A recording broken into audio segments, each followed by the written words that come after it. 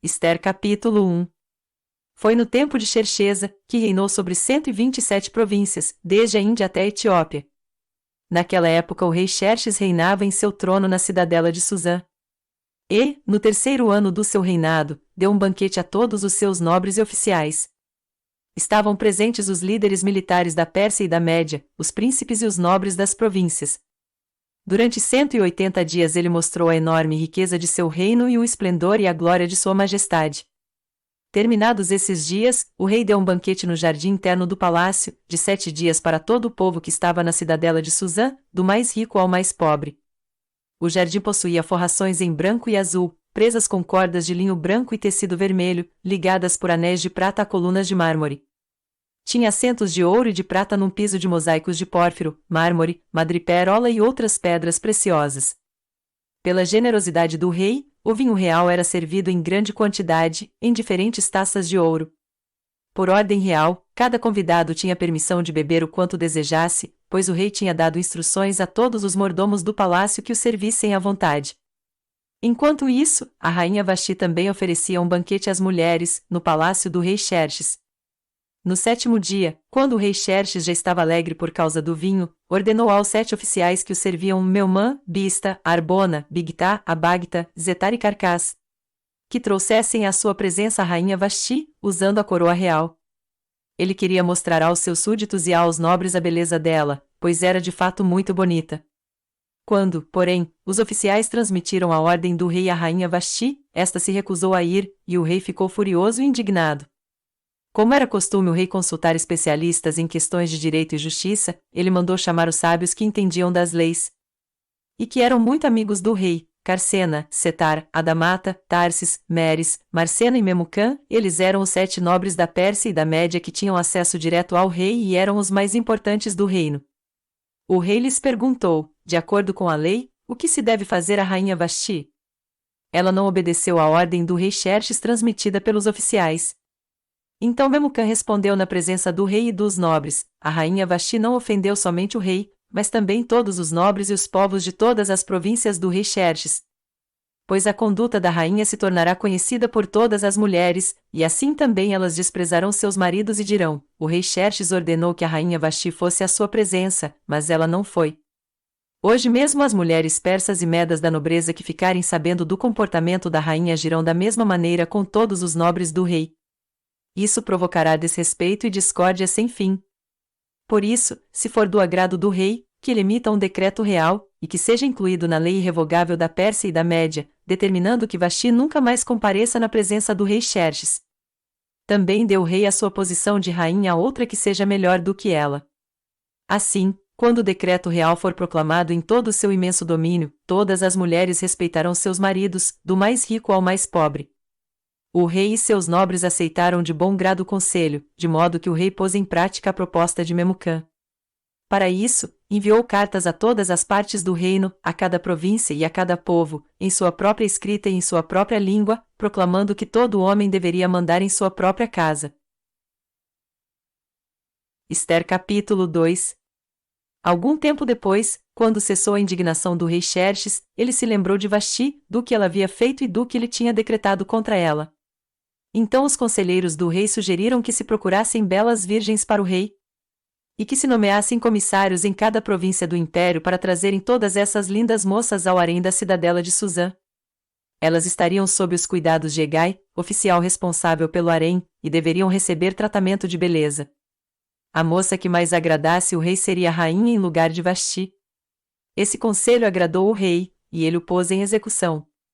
Nesse tempo vivia na cidadela de Suzã um judeu chamado Mardoqueu, da tribo de Benjamim, filho de Jair, neto de Simei e bisneto de Quis.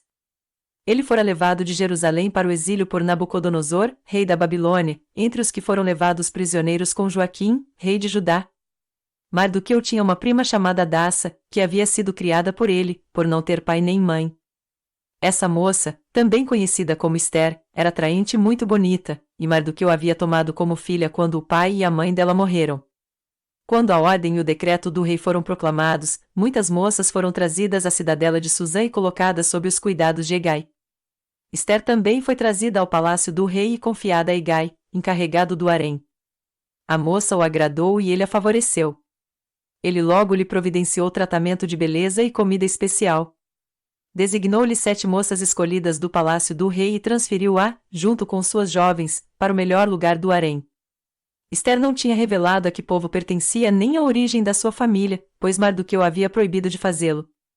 Diariamente ele caminhava de um lado para outro perto do pátio do harém, para saber como Esther estava e o que lhe estava acontecendo.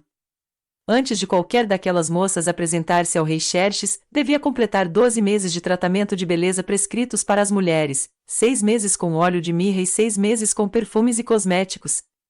Quando ia apresentar-se ao rei, a moça recebia tudo o que quisesse levar consigo do harém para o palácio do rei.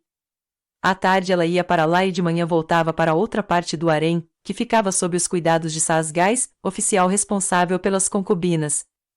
Ela não voltava ao rei, a menos que dela ele se agradasse e a mandasse chamar pelo nome.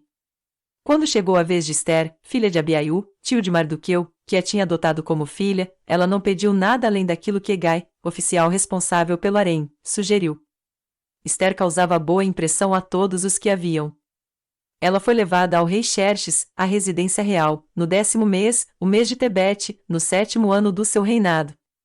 O rei gostou mais de Esther do que de qualquer outra mulher, ela foi favorecida por ele e ganhou sua aprovação mais do que qualquer das outras virgens. Então ele lhe colocou uma coroa real e tornou-a rainha em lugar de Vasti. O rei deu um grande banquete, o banquete de Esther, para todos os seus nobres e oficiais. Proclamou feriado em todas as províncias e distribuiu presentes por sua generosidade real. Quando as virgens foram reunidas pela segunda vez, Mardoqueu estava sentado junto à porta do palácio real. Esther havia mantido segredo sobre seu povo e sobre a origem de sua família, conforme a ordem de Mardoqueu, pois continuava a seguir as instruções dele, como fazia quando ainda estava sob sua tutela. Um dia, quando Mardoqueu estava sentado junto à porta do palácio real, Bigtã e Teres, 2 dos oficiais do rei que guardavam a entrada, estavam indignados e conspiravam para assassinar o rei Xerxes. Mardoqueu, porém, descobriu o plano e o contou à rainha Esther, que, por sua vez, passou a informação ao rei, em nome de Mardoqueu. Depois de investigada a informação e descobrindo-se que era verdadeira, os 2 oficiais foram enforcados. Tudo isso foi escrito nos registros históricos, na presença do rei. Esther capítulo 3. Depois desses acontecimentos, o rei Xerxes honrou Amã, filho de Amedata, descendente de Agag, promovendo-o e dando-lhe uma posição mais elevada do que a de todos os demais nobres. Todos os oficiais do palácio real curvavam-se e prostravam-se diante de Amã, conforme as ordens do rei. Mardoqueu, porém, não se curvava nem se prostrava diante dele. Então os oficiais do palácio real perguntaram a Mardoqueu: por que você desobedece à ordem do rei? Dia após dia eles lhe falavam, mas ele não lhes dava atenção e dizia que era judeu. Então contaram tudo a Amã para ver se o comportamento de Mardoqueu seria tolerado. Quando Amã viu que Mardoqueu não se curvava nem se prostrava, ficou muito irado.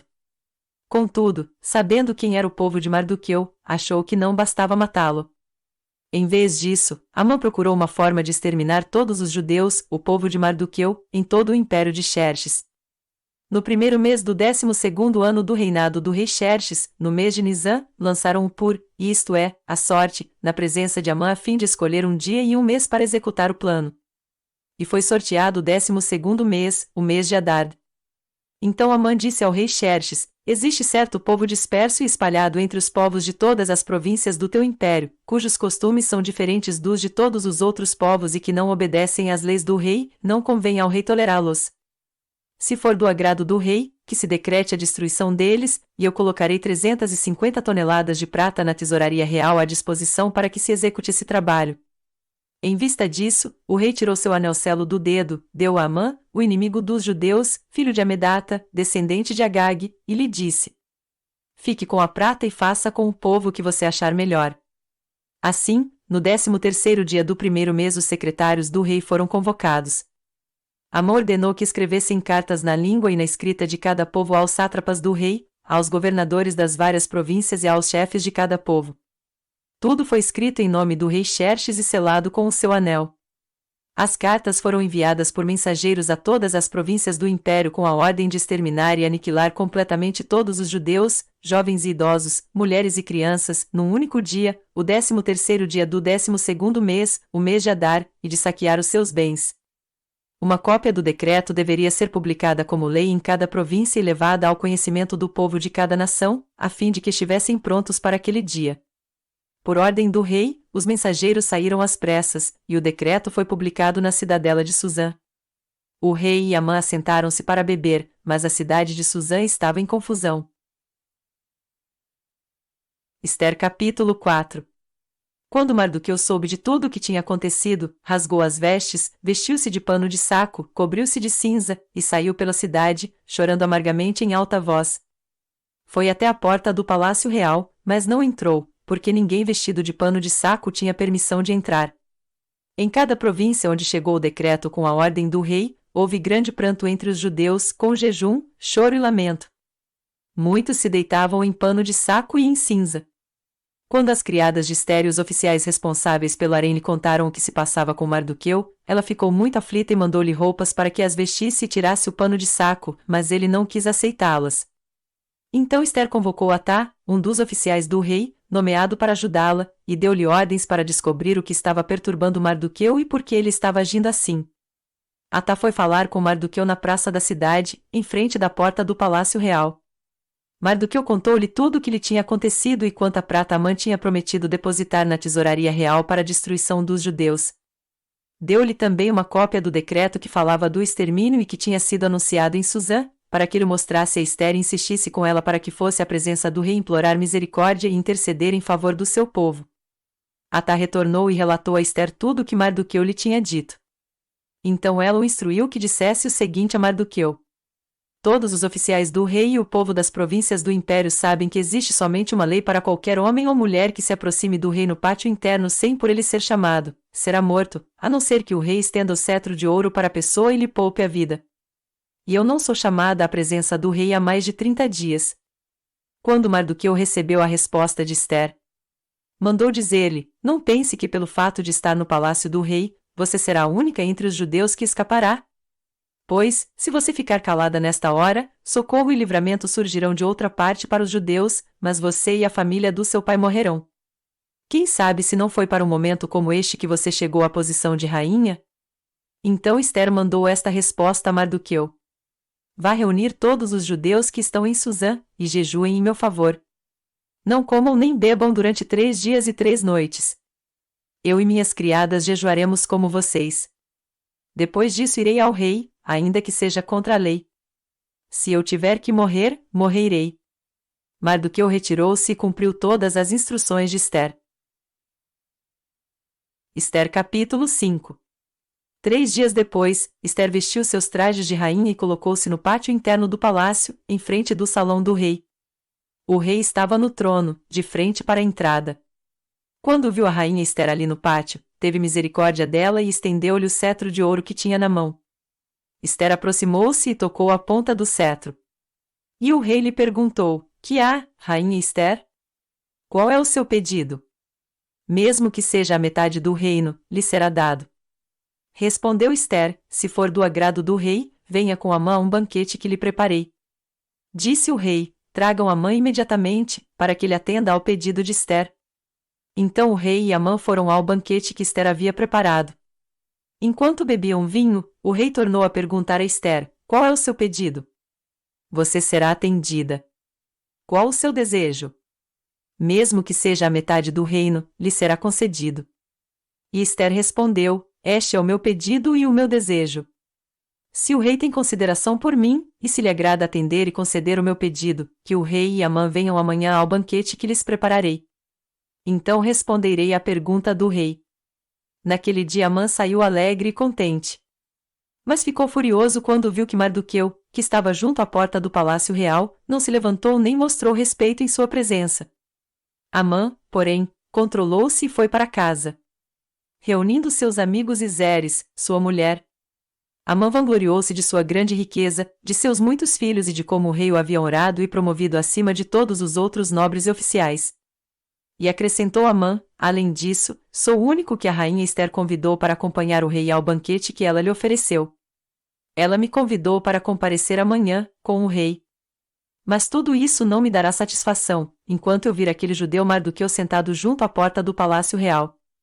Então Zeres, sua mulher, e todos os seus amigos lhe sugeriram: mande fazer uma forca, de mais de 20 metros de altura, e logo pela manhã peça ao rei que Mardoqueu seja enforcado nela.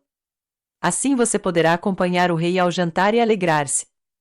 A sugestão agradou Amã, e ele mandou fazer a forca. Ester capítulo 6. Naquela noite o rei não conseguiu dormir, por isso ordenou que trouxessem o livro das crônicas do seu reinado, e que o lessem para ele. E foi lido o registro de que Mardoqueu tinha denunciado Bigtã e Teres, dois dos oficiais do rei que guardavam a entrada do palácio e que haviam conspirado para assassinar o rei Xerxes. Que honra e reconhecimento Mardoqueu recebeu por isso? Perguntou o rei. Seus oficiais responderam: nada lhe foi feito. O rei perguntou: quem está no pátio? Ora, Amã havia acabado de entrar no pátio externo do palácio para pedir ao rei o enforcamento de Mardoqueu na forca que ele lhe havia preparado. Os oficiais do rei responderam: é Amã que está no pátio. Façam-no entrar, ordenou o rei. Entrando Amã, o rei lhe perguntou: o que se deve fazer ao homem que o rei tem o prazer de honrar? E Amã pensou consigo: a quem o rei teria prazer de honrar, senão a mim? Por isso respondeu ao rei: ao homem que o rei tem prazer de honrar. Ordena que tragam um manto do próprio rei e um cavalo que o rei montou, e que ele leve o brasão do rei na cabeça.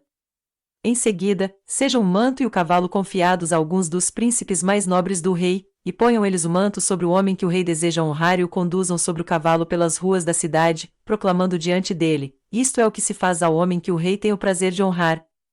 O rei ordenou então a Amã: vá depressa apanhar o manto e o cavalo, e faça ao judeu Mardoqueu o que você sugeriu. Ele está sentado junto à porta do palácio real. Não omita nada do que você recomendou. Então Amã apanhou o cavalo, vestiu Mardoqueu com o manto e o conduziu sobre o cavalo pelas ruas da cidade, proclamando à frente dele: isto é o que se faz ao homem que o rei tem o prazer de honrar. Depois disso, Mardoqueu voltou para a porta do palácio real. Amã, porém, correu para casa com o rosto coberto, muito aborrecido. E contou a Zeres, sua mulher, e a todos os seus amigos tudo o que lhe havia acontecido. Tanto seus conselheiros como Zeres, sua mulher, lhe disseram: visto que Mardoqueu, diante de quem começou a sua queda, é de origem judaica, você não terá condições de enfrentá-lo. Sem dúvida, você ficará arruinado.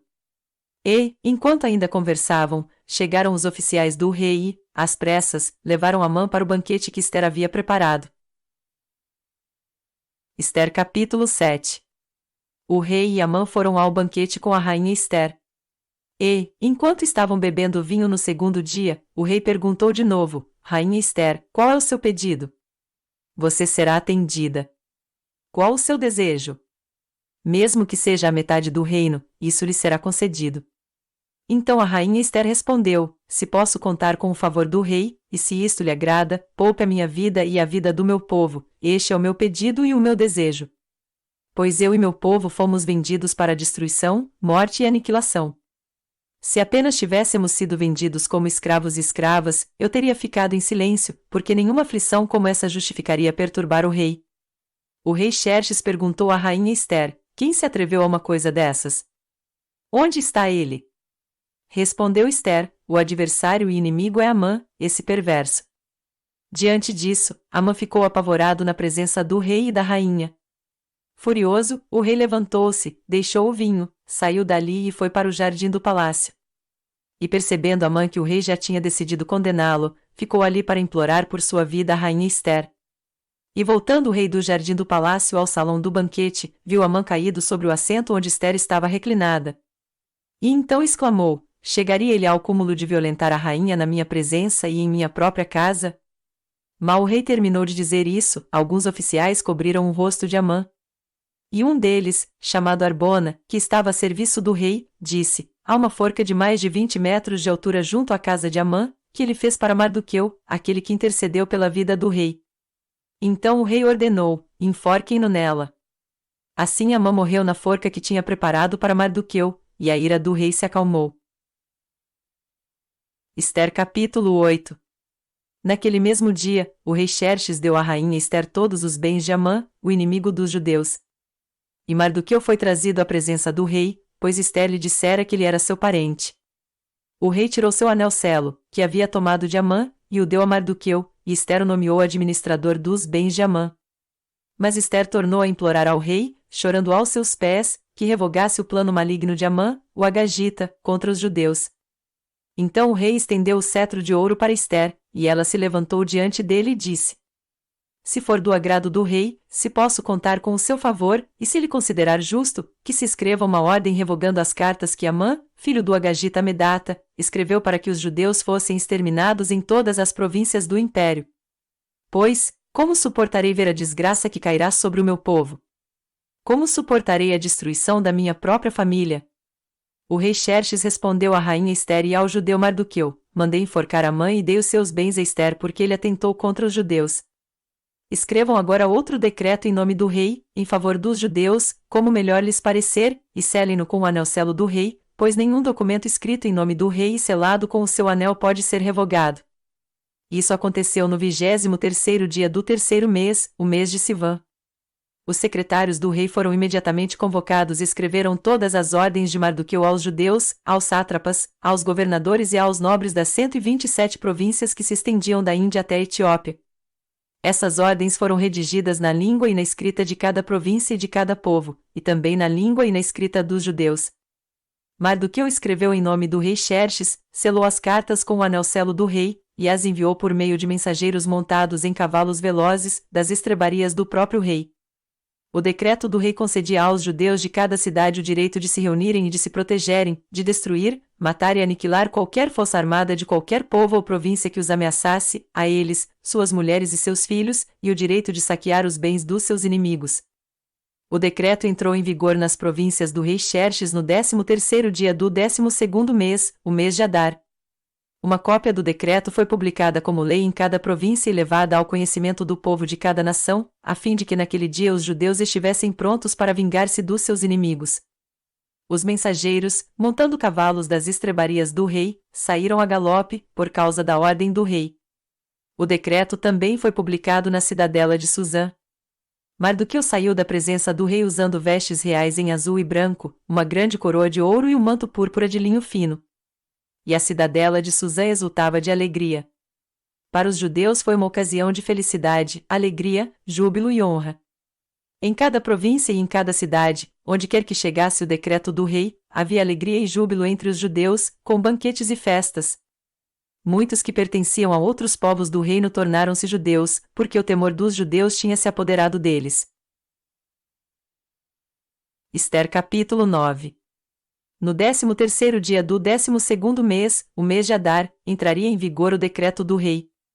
Naquele dia os inimigos dos judeus esperavam vencê-los, mas aconteceu o contrário, os judeus dominaram aqueles que os odiavam.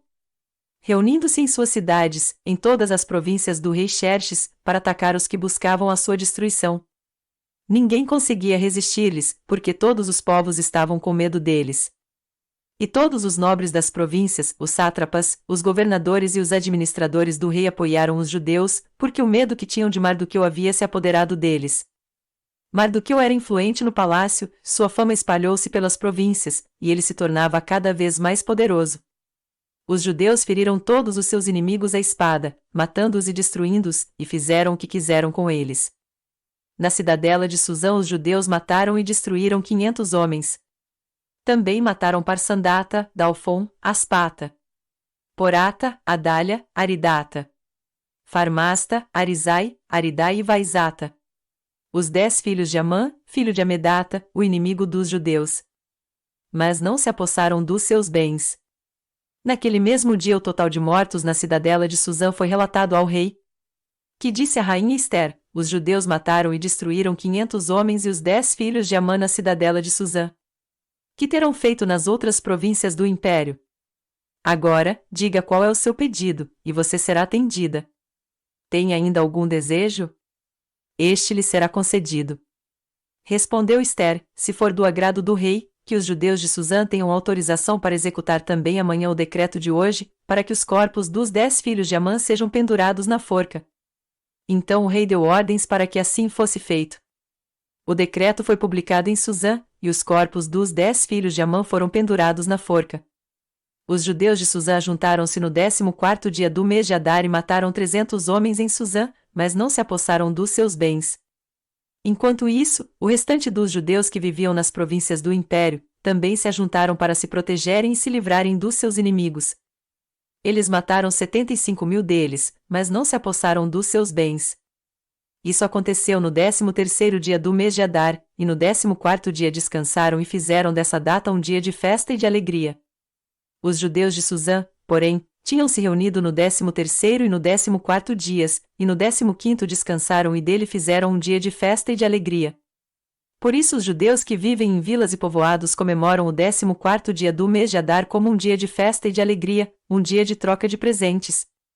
Mardoqueu registrou esses acontecimentos e enviou cartas a todos os judeus de todas as províncias do rei Xerxes, próximas e distantes, determinando que anualmente se comemorassem o 14º e o 15º dias do mês de Adar.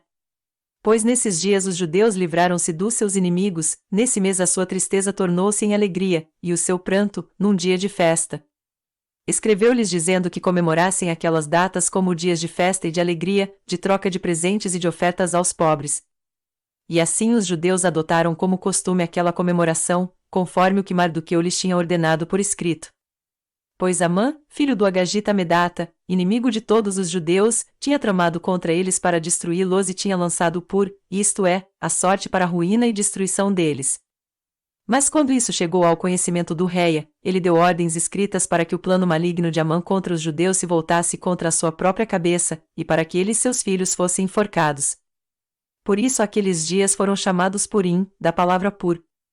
Considerando tudo o que estava escrito nessa carta, o que tinham visto e o que tinha acontecido, os judeus decidiram estabelecer o costume de que eles e os seus descendentes e todos os que se tornassem judeus não deixariam de comemorar anualmente esses 2 dias, na forma prescrita e na data certa.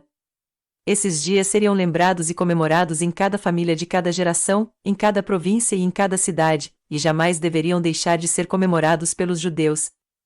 E os seus descendentes jamais deveriam esquecer-se de tais dias. Então a rainha Ester, filha de Abiaiú, e o judeu Mardoqueu escreveram com toda a autoridade uma segunda carta para confirmar a primeira, acerca do Purim. Mardoqueu enviou cartas a todos os judeus das 127 províncias do Império de Xerxes, desejando-lhes paz e segurança, e confirmando que os dias de Purim deveriam ser comemorados nas datas determinadas, conforme o judeu Mardoqueu e a rainha Ester tinham decretado e estabelecido para si mesmos, para todos os judeus e para os seus descendentes, e acrescentou observações sobre tempos de jejum e de lamentação. O decreto de Ester confirmou as regras do Purim, e isso foi escrito nos registros. Ester capítulo 10. O rei Xerxes impôs tributos a todo o império, até sobre as distantes regiões costeiras. Todos os seus atos de força e de poder, e o relato completo da grandeza de Mardoqueu, a quem o rei dera autoridade, estão registrados no livro das crônicas dos reis da Média e da Pérsia. O judeu Mardoqueu foi o segundo na hierarquia, depois do rei Xerxes. Era homem importante entre os judeus e foi muito amado por eles, pois trabalhou para o bem do seu povo e promoveu o bem-estar de todos.